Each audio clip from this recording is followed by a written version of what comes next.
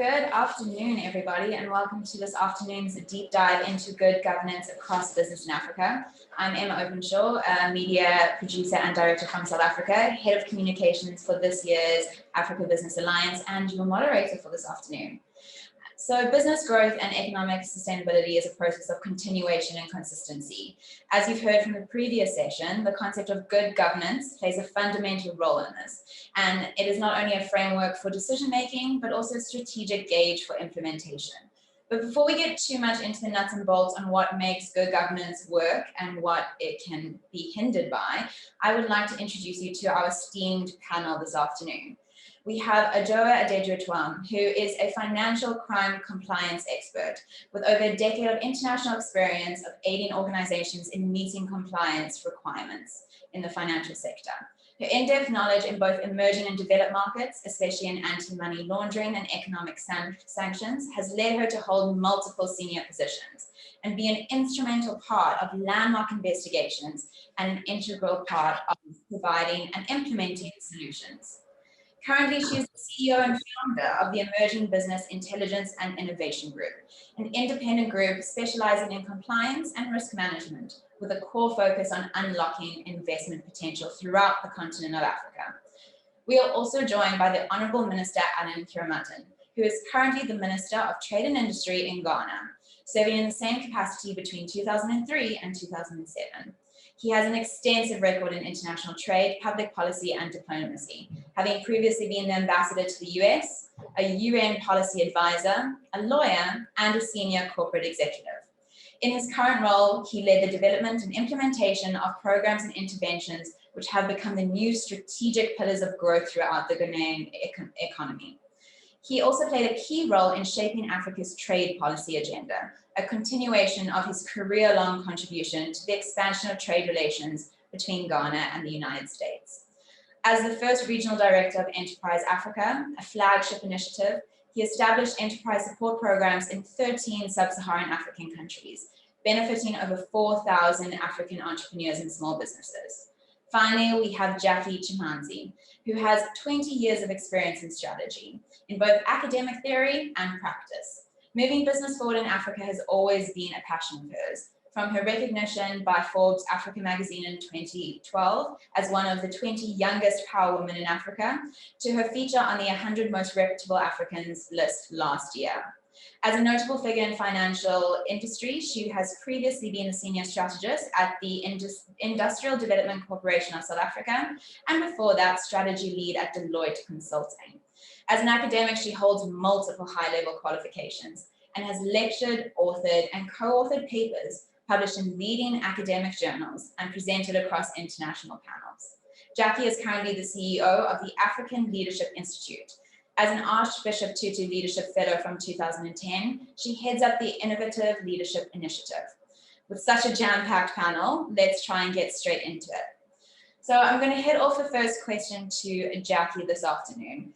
Governance is such a broad concept that can be defined and interpreted in multiple different ways across countries, sectors, and departments.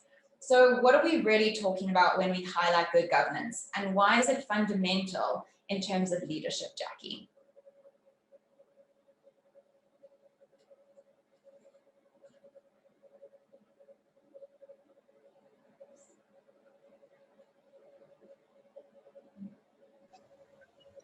Thank you very much, Emma.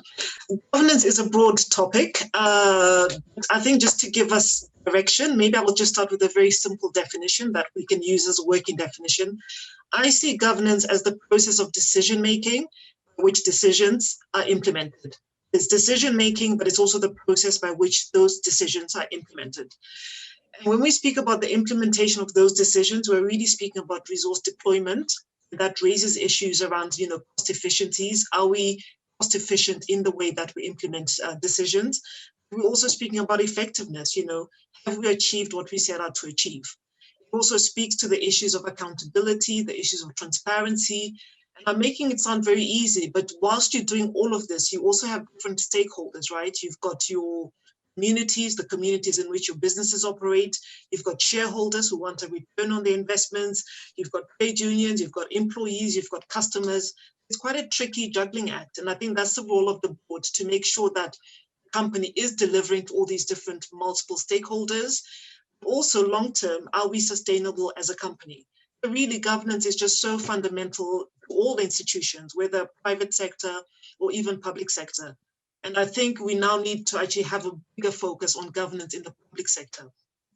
Thank you. That's a very interesting point to start us off there, Jackie, especially in terms of accountability and transparency in terms of governance and leadership. Off the bat of that, I'm going to throw it over to the Minister to give us a bit idea of what good governance, having spoken about it and explained it a bit more in terms of its actual tangible applicability, how it can affect and influence prosperity and economic growth, specifically in the context of Africa. Well, thank you very much. I think one of the most critical challenges confronting economic growth in Africa is how to attract foreign direct investment. And this is important for Africa for a number of reasons. First, because we have domestic capital mobilization and accumulation, which is very low within the private sector. We also have a low domestic savings, which generally in more matured economies will drive investments. There's also inadequate government or public sector revenues to support investments. And we have weak and undercapitalized financial institutions that normally would provide medium to long-term investment capital for development. Now, against this background, it is then absolutely important that if Africa is to prosper, then foreign direct investment becomes important. Now, the link between foreign direct investment and good governance is the fact that most investors ordinarily would invest in countries where there's evidence of good governance. And in this regard, investors look for evidence of democratically elected governments based on participatory popular decision-making. They will also generally look for the existence of the rule of law and also a fair and equitable judicial system. In addition to that, investors will look for transparent and accountable deployment of the use of public sector resources. And last but not the least, they will often be looking for consistent and predictable regulations that support business activities. So if we proceed on the basis that Africa requires investment capital, particularly that is coming from outside Africa itself, then good governance is clearly at the center of how Africa transforms itself. Thank you, Minister. Taking into account how you really emphasize how important good governance is in terms of socio-political and economic spaces in and around the continent, I'm going to throw it over to Adjoa and kind of utilize your background a bit and ask you what barriers and challenges do you really see presenting themselves, especially in the context of Africa and good governance, or what does bad governance look like in that space?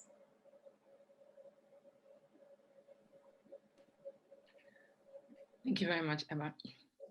So in terms of the challenges and failures, what bad governance looks like, and in Africa, not just Africa, but I would say globally as a whole. And so the first thing I would say is that institutional compliance, if I'm looking at the emerging markets, so Africa, institutional compliance are not strictly adhered to.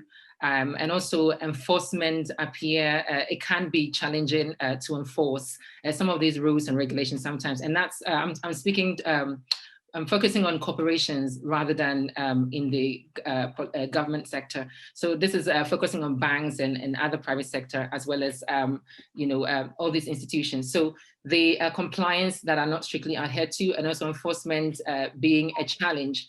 There's also implementation in terms of code of conduct.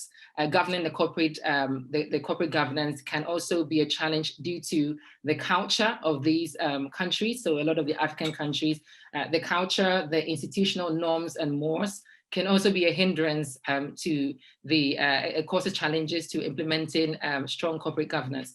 Also, there's policies and procedures required to ensure efficient internal controls are not adhered to. And this is, again, the reason why I'm saying this, a lot of the work that we do, we support institutions in Africa to attracting investment, foreign direct investment. And so we support them to try and get their control framework in place, to have strong controls framework in place to be able to attract these investors. And so that's some of the challenges that we've come across. There's also a limited continuous managerial training and capacity development. There is some training, but we don't see that to be a constant ongoing, to constantly train them. It's a mindset shift to help them to be able to understand how to enforce these controls framework, implement it and enforce it consistently, and to be in alignment with global standards. And also the criminal sanctions against corporates are not very strong. In Africa, a lot of the times, I would say that it's probably non-existent as well. I'll give an example. So in the UK here, prior to the financial meltdown, of course, they had a very similar challenge here. But recently, we've had the senior managers regime, which then places a lot of responsibility on the senior managers, while before the banks would be fined. And so individuals were not taking responsibility for their behavior. But now we've got the senior managers regime that then places a lot of responsibility on the senior managers. They're accountable for their behavior to ensure that whatever they're doing, they will be held accountable, as well as the banks. So that's my answer to that question. Thank you. That was fantastic. And I think in terms of understanding what challenges basically are presented by governance and really achieving good governance, we can move over to a question from one of our audience members, which I'm going to put over to Jackie, and basically ask how you feel about good governance as either an objective or if it is more of a means to reaching a certain goal, especially within the corporate sector. Sorry, can you repeat that, Emma? So what our audience member is looking for is basically asking if good governance is an objective or a means to an end in terms of the structure of a corporation or a firm, especially in terms of an African context. So would you basically use good governance to get to a certain point, growth, stability, sustainability, or if good governance is our actual goal that we are looking at, especially in terms of developing industries? Oh, wow, that's a great question. I think it's actually both. I don't know if anything is ever both, but I think this one, it would be both. I think it's a means to an end. It's also the ultimate objective that you're working towards, if that makes sense. So, yeah, so I think it's both. It's a process, but it's also the ultimate end that you want to work towards. I would say it's both.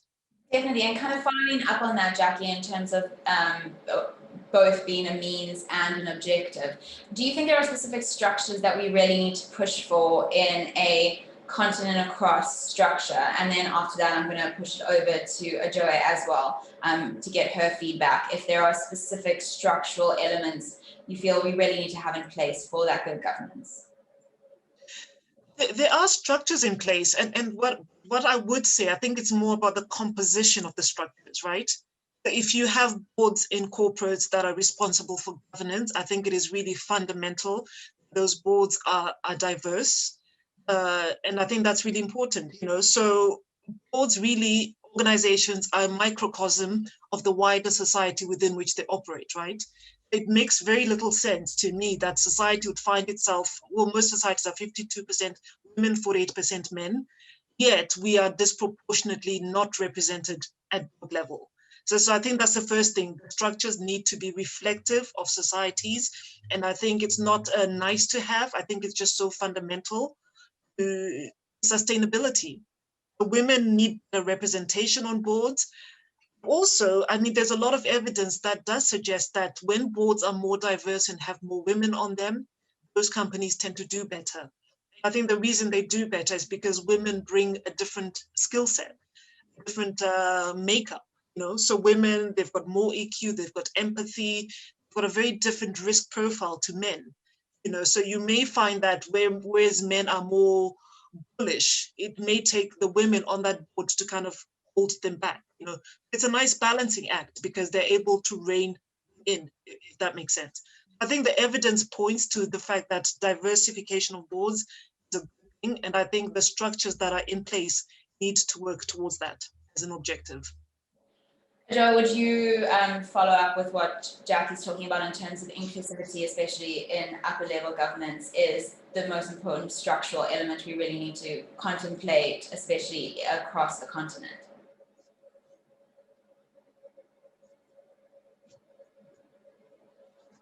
I think I was on mute. Thank you so much. So yes, I completely agree with what Jackie said. And to add to what she said, so I would say that giving due recognition to institutions that promote good governance. So that's more talking to what the public sector, the government can do. It's going to be key. And also setting up a good governance institutions is also key. In terms of the organizations themselves, one thing I would say is training, and retraining. It's so key. It's so important. And then also as I mentioned earlier, the stronger supervision and enforcement is very key. And I gave the example of the UK senior managers regime. That's something that it's working. I know I have colleagues who in the past wouldn't take a job. They would be very quick to take up a new role within a senior manager's kind of a capacity. And now they think very carefully whether this is something they want to do because of the accountability aspect of it. So I think that's something that I would say from the government sector, they can think about. I'm also looking at, so for example, also, you know, I've got here, so again, remuneration is one thing as well. Ensuring that the companies should try to draw a bit of their profit and share with workers that are seen to be doing well to encourage them. I think that's also very, very key. Rather than in the past, if you look at the financial crisis that we had in 2008, we had the bulk of the bonuses was going to certain people within the organization. So the CEOs and the very top level people within the organization, whereby the average person wasn't being incentivized. So again, they won't do the right thing when no one's watching. So again, I think it's just the reinforcement of the culture, the training, reward for good behavior. And I think over time, people will then naturally do the right thing. The tone from the top is very important. As well, again, with a lot of the work that we do in area of compliance, conduct and ethics. So the tone from the top, the management should be doing the right thing again, and that should then trickle down. So that's my addition to that question. Thank you. Talking about those structural changes that you've mentioned, I'm going to incorporate that with another question from one of our audience members for the Minister. In terms of those structural changes, do you think that it is important to utilize certain implementations such as the African Continental Free Trade Agreement as a model to encourage those structural changes, or is there going to be a need for more Western involvement or basically intervention to encourage those structural changes in governance? Well, first, let me say that for us in Africa, we believe that the African Continental Free Trade Agreement is the game changer for our continent. There's clear evidence in economic development history that countries that have achieved superlative performance have done so based on their regional markets. It's regrettable that in Africa, we have not taken regional economic integration seriously enough, but it's not too late.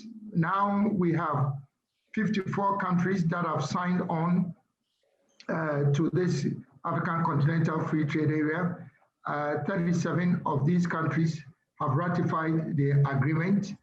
The agreement itself, in terms of implementation, start of trading, has already commenced since the 1st of January. The reason why we're so passionate about the AFCFTA is because Africa has failed to attract investments over the years because of our small fragmented market.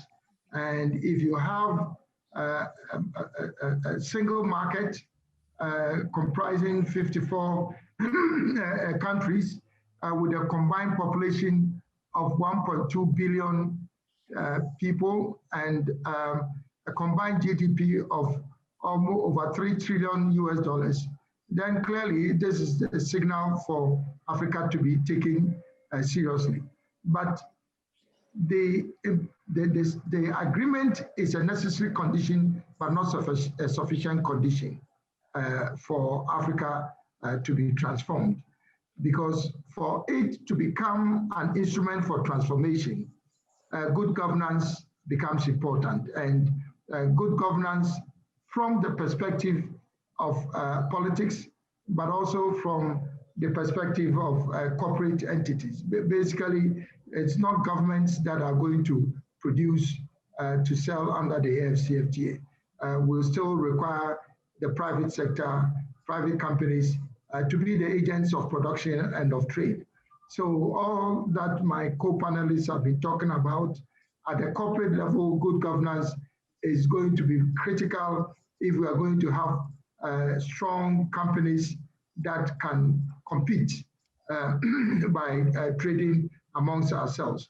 But from a political perspective, it's also important when we look at implementation of the AFCFTA from a good governance point of view, because unless there's strong support and political will and commitment from our governments to support the private sector, as the Americans will say, ain't gonna happen.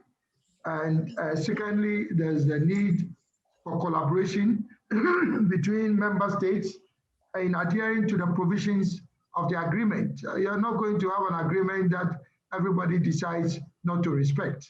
So there's an element of good governance in that. And of course, we also need the media and civil society to have, let's say, a role in advocacy and public outreach about the AFCFTA, because I'm very sure that 70 to 80% of Africans still have absolutely no idea of what the AFCFTA means. And it will take the civil society and the media to be able to communicate not just the agreement, but also what it will take for the private sector to take advantage of it. Thank you, Minister.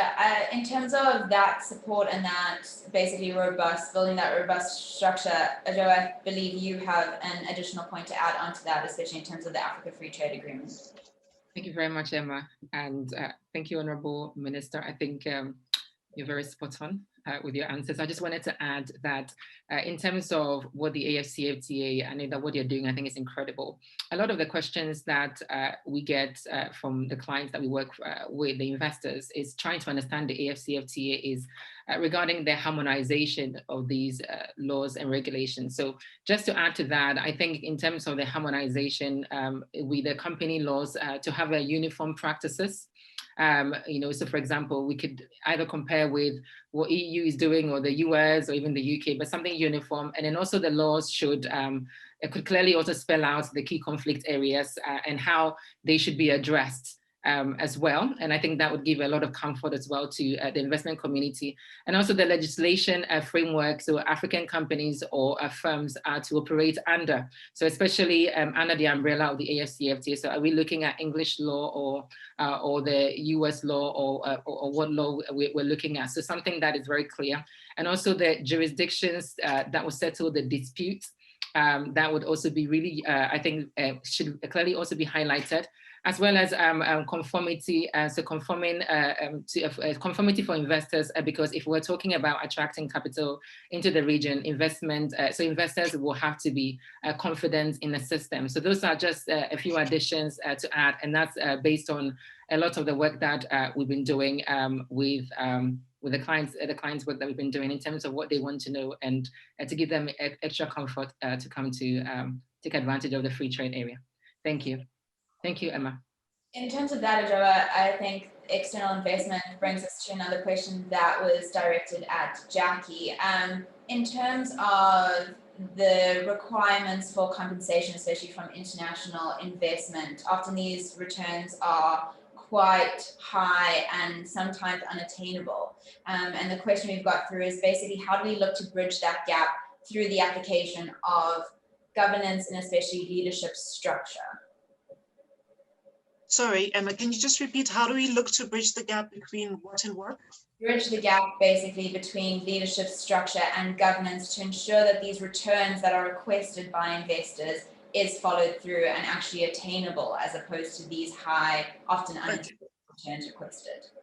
Okay, great. It's such a great question, because one of the things, and I think this is something also that our leaders need to understand, that country risk is very much directly linked to investment that comes into the country, right? The higher the perceived risk, that has implications for whether investors want to come in. It also has implications for whether investors stay or whether they exit before they begin to get their returns. So again, it speaks to governance more at a macro level, the country level. The same way we talk about institutions needing to be well governed because they've got stakeholders to report to, countries also need that same level of accountability, transparency, governance, minimize the risk so that investors feel comfortable coming in. And I think the lower the risk, more likelihood that you're going to close the gap between the returns that you thought you'd have and the returns that you actually get.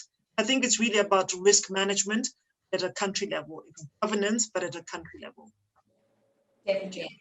I think that it kind of segues us into in terms of country level, which I'm going to head back over to the Minister and put forward the question of what is a country's influence in the structure that we're looking for towards the future of governance. So with the understanding of the Africa Free Trade Agreement, what kind of socio-political changes are we really looking at, especially that you're looking at in Ghana, that are really going to push forward that agenda down and will trickle down to a corporate level? Can you repeat that, Emma? Sure, of course. So basically what we're looking for is just to really understand what your view is in terms of a structure from specifically something like the Africa Free Trade Agreement that will really push corporates to enable this sense of good governance, but more from your political standpoint that will then trickle down into corporate influence. Very well.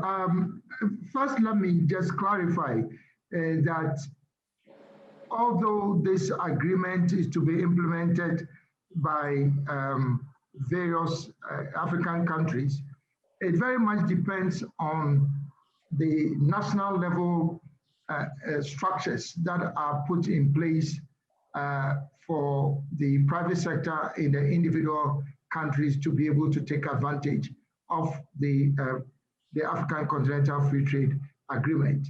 So at the national level, what is required of each country is to have a national action plan that provides a framework for the private sector to understand what the opportunities are, what the restrictions are, the dispute settlement framework, and the support that the government at the national level is providing for each company that wants to take advantage of the AFCFTA.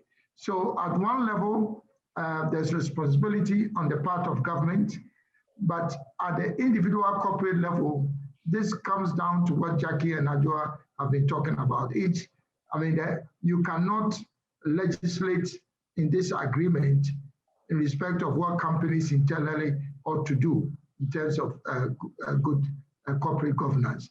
I mean, the litmus test of your ability as a company to take advantage of AFCFTA will depend on your own internal structures as a company and how effective they are, which makes you competitive and then eventually help you to take advantage of the AFCFTA. So there are two levels. The third level is in respect of the AFCFTA Secretariat, because there's a secretariat that has been established in Ghana to provide oversight, responsibility, and coordination for the implementation of the AFCFTA. And so some amount of good corporate, I would say, or institutional governance principles also have to be mainstreamed within the AFCFTA Secretariat. Otherwise, it becomes very difficult as an overseer to ensure that there's fairness and equity in taking advantage of the AFCFTA. Thank you, Minister. Adjoa, over to you in terms of kind of the nitty-gritty of good governance. We have a question. In achieving good governance, this also requires transparency, and transparency can be quickly achieved through automation and digitalization. And what kind of are the priorities really that we're seeing on a corporate level to achieve this kind of governance? If you can repeat that again, that would be great. Thank you so much. Sure, no problem. So basically what we're looking at is a question of transparency. In order to really achieve the sense of transparency, there is a move towards digitalization and automation. So what are we seeing? Are we seeing any of this? And would this be achievable on a corporate level across multiple different countries and multiple different economies on the continent? So thank you. I think when it comes to transparency, I think whether we're looking at digital or non-digital level, transparency is transparency. So in terms of the method of which you achieve that should be irrelevant. What I would say is there are several things that an organization needs to have in place in order to achieve this transparency. The first thing is, of course, they need to have a board, an effective board in place. That's the first thing. There's also governance documentation. So these are a document that establish the rules by which the business is governed, and then also set out the rights and obligations of shareholders, the owners, providing oversight for regulators, stakeholders, of the governance processes, procedures in place. There's also the policies that should be in line with laws and applicable regulations.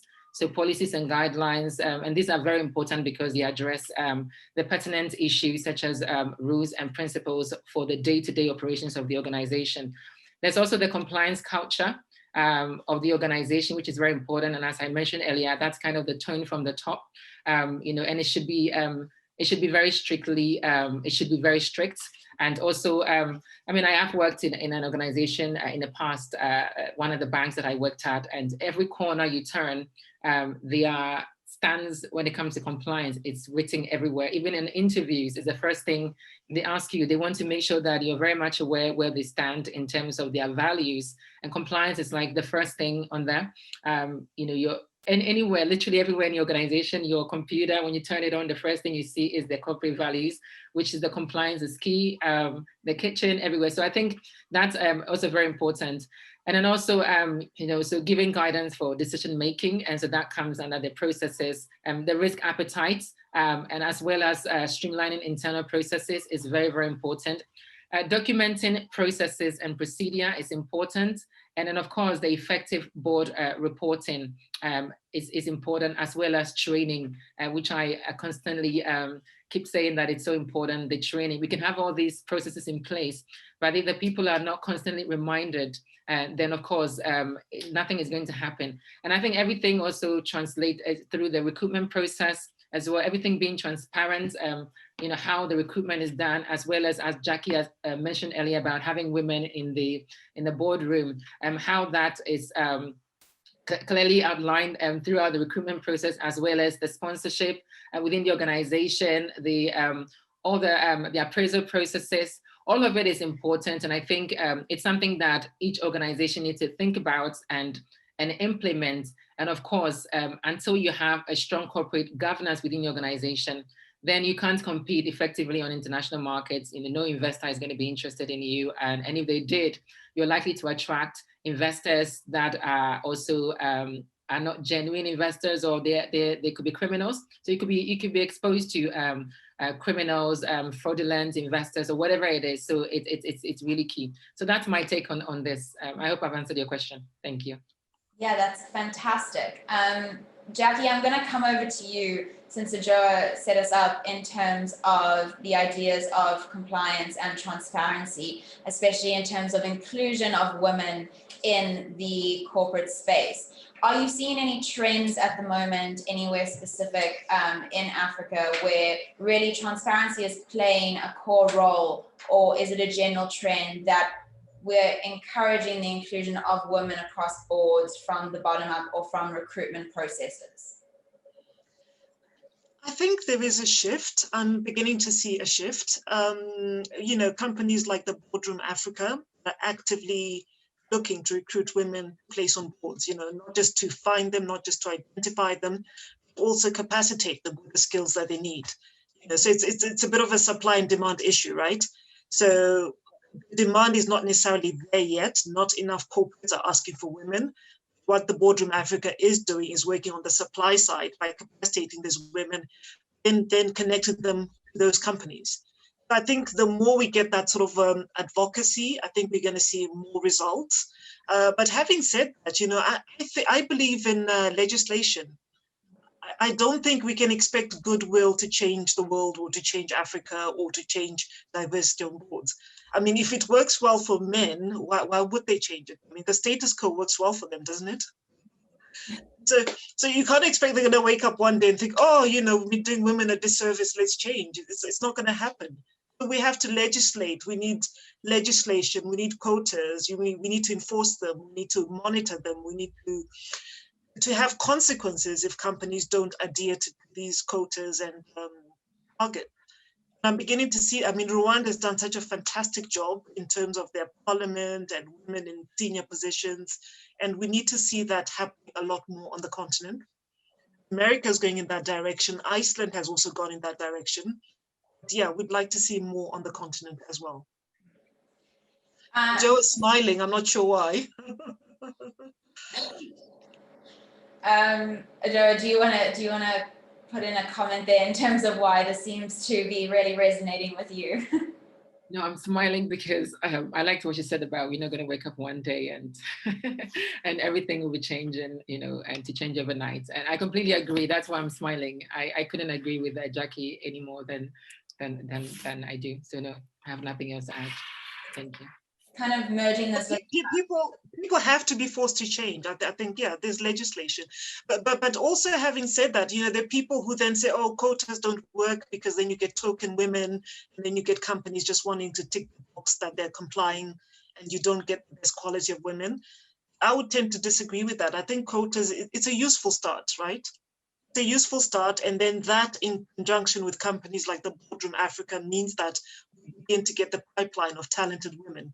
So I think quotas work in conjunction with a strong talent pool.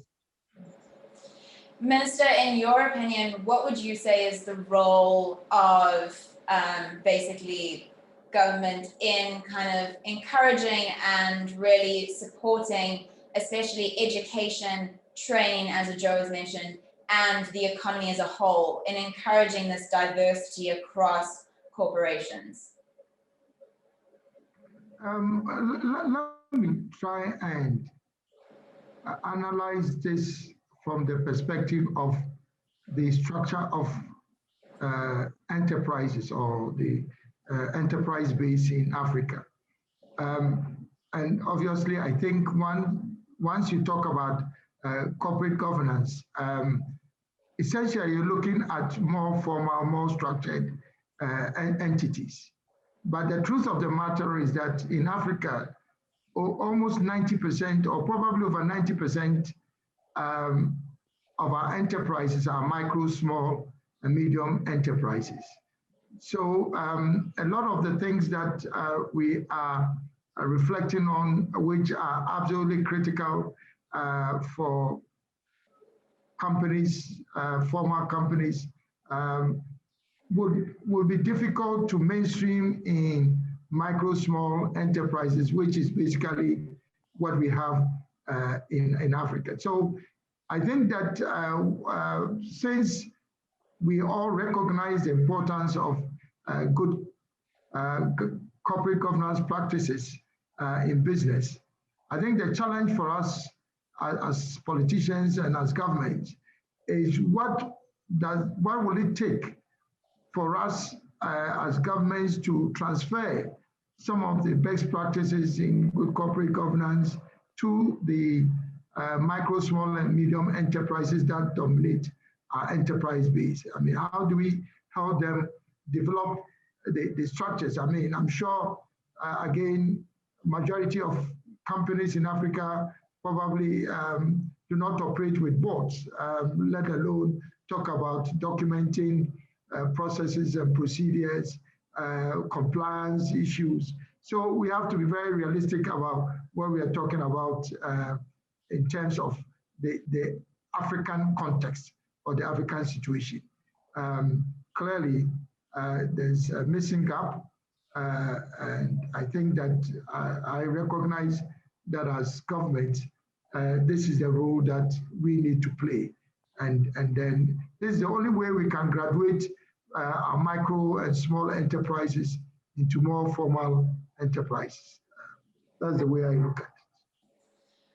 Following up with that, Adjoa, in terms of that implementation or kind of development of best practices, I'd like to use that as a segue into further understanding the EBII group's partnership with Said Business School, and what, if that is the motivation behind that partnership, if that's looking towards best practices, and how does that really speak to developing these structures and really creating sustainable structures for good governance?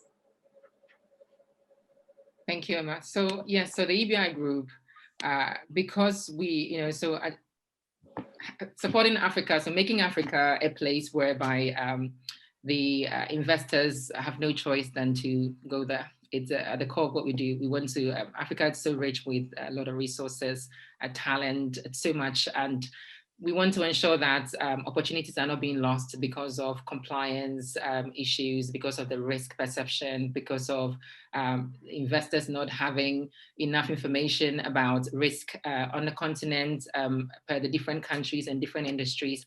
So of course, we've partnered with the University of Oxford, the Said Business School, and we've launched an executive program. It's called the Africa Series, but the first program under the Africa Series is called the Process Growth, Resilience, and Sustainability in the African Financial Services. This is actually to, we're targeting all industries. We're targeting it globally. We're targeting UK, Europe, Asia, and everywhere. But basically, we want to, so the program will support the investment community to build state-of-art knowledge around the new frontiers, challenges, and trends in finance, and how that interacts with Africa's economic development and sustainability. And it's also to promote discussions around issues that impact the ability of African stakeholders to access a global investment community, including providing them with best practice ways to innovate, attract, and sustain the right business models and funding flows. And then the last thing that the program is set to do is to better assess the risk and proactively engage with opportunities associated with investing in Africa. So that's one of the ways that we are supporting to drive investment, and also helping in the area of the risk management. And we're targeting the free trade area, and because we've had a lot of investors curious to know more, so that's kind of why this program has been launched. And of course, we've also got other things that we're doing, like the Africa Compliance Hub and other stuff that we're doing to support that. So yeah, that's my last thing that I would say. into how it's done. Thank you. That's perfect. Jackie, would you say that there are similar crossovers that you see in terms of best practices and this sense of training and the importance of training in the African Leadership Institute? Is that a big focus on your side as well?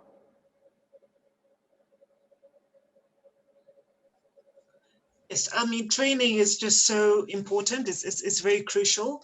The training we do with our leaders is maybe slightly different. So we work with Africa's highest potential young leaders who are in leadership positions. And ours is really to give them the self-awareness to be able to lead more effectively. So on the basis of self-introspection, they get self-awareness, and because they've got self-awareness, they can then move on to self-regulation. So it's that awareness, how they show up in front of their followers, also morality, integrity, all those very difficult issues that come with leadership position.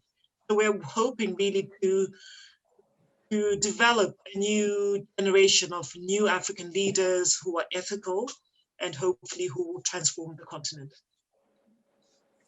Well, we are hurtling towards the end of the session, so I'm going to somehow, it is all very surprising as we've had such a phenomenal conversation thus far. So what I'm going to do is I'm just going to go around the panel and just get your final thoughts about what you are very excited for in terms of governance and seeing in the future of the continent, especially in terms of business. I'm going to start with the Minister. If you can tell us the one thing you're very excited to see going forward. The one thing that I'm excited about is the hope that has been restored in ourselves about our capacity to rely on Africans to drive Africa's transformation. It took us quite a bit of time for us to understand that Africa is not going to be transformed through aid or development assistance. So we're now talking about moving Ghana beyond aid, moving Africa beyond aid. I mean, it doesn't make sense that you have a continent that controls over 60% of all arable land in the world. It controls 1/5 of all the mineral resources. We have control over most of the strategic, all the, I would say, water bodies in the world, and yet we remain the poorest. So I think that this new renewed sense of hope about our capacity to use our resources to transform Africa, that really is the game changer for us, for Africa. Thank you, Honourable Minister. Adjoa, I'm going to head it over to you. For me, I'm excited about the fact that I'm seeing a whole generation of young Africans who are passionate about building a better Africa. So, coming up with innovations, just ideas, and very passionate at creating an Africa that, is going to be the future where the whole world will be looking towards Africa. So that's the excitement that I have. Thank you. That is very exciting. Jackie, I'm going to ask you to take us home with the final comment of what you're looking forward to. Yes, so like Adjoa, I'm also very excited just to see lots of young Africans doing amazing things, disrupting different spaces, whether it's healthcare or agriculture. But what I'd like to see more of, I'd like to see them more playing a bigger role within governance, because I think we need more young people who are innovative within our policy setting spaces. So more young people in governance would make me really happy. Well, thank you so much, Adjoa, Honourable Minister, and Jackie. I greatly appreciate you joining us, and I'm sure so do our audience members. This has been a phenomenal and very inspirational session. We are going to be closing off for the afternoon with our closing remarks for a wonderful first day of the Oxford Africa Forum. So we're so glad to have all had you with us, and we hope that you will move forward in terms of really ensuring that leadership, training, innovation, and education are at the top of your minds. So thank you so much for having us all, and thank you so much for joining us, and we will see you all soon.